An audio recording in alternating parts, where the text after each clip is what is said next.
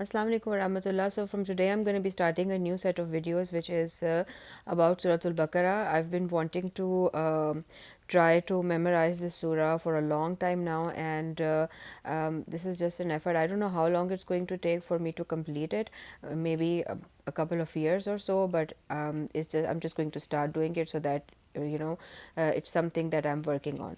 So inshallah we're going to be doing like one or two ayahs every day, and we'll just try to memorize them also. And so let's get started. Auzu billahi minash shaitanir rajim. Bismillahir rahmanir rahim. So Suratul Baqarah, basically it's a Madni surah. It is basically the longest surah of the Quran, having 286 ayahs, 40 ruku, and Prophet ﷺ advised us to read Suratul Baqarah because reading it is it's like by say barakat, like baraka is with it, and leaving it is like hasrat, like something that we've lost. So the magicians, they also cannot compete with it, so reading it and trying to memorize it, trying to learn it more brings a lot of baraka, and we all want that in our lives, right? So let's get started. Today I'm going to be doing just the two ayahs. The first ayat is Alif Lam Mim. So these are the hurufa muqattat, or the separate letters. Allah knows what they mean, and we don't know. Allah begins with the words which we can't even understand. This puts us in our place, like it puts our attitude in check.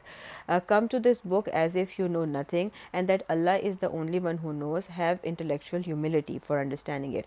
And Prophet sallallahu alaihi wasallam, he did not know how to read and write, and this is a Madni surah. And when he came to Medina, he came across the scholarly community of the Jews, and they prided themselves in the ability to read and write.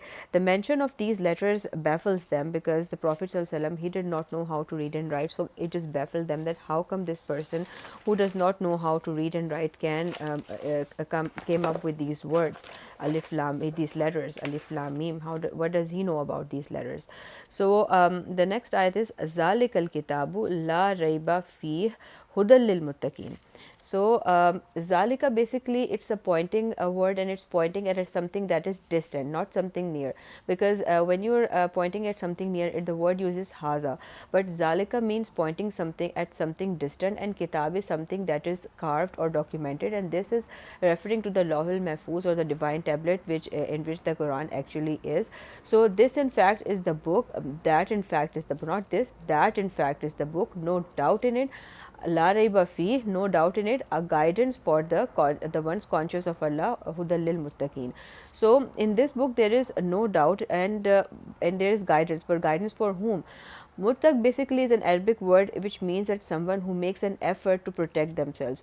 So in this Quran, muttaqeen will find guidance because these people want to protect themselves.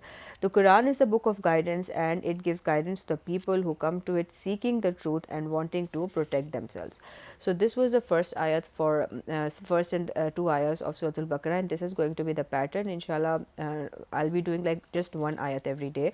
So let's see how it goes. Inshallah, may Allah give istiqamat, and may Allah help us understand this surah much better, and may Allah help us memorize it as well. So that's all for today. Fi aman Allah.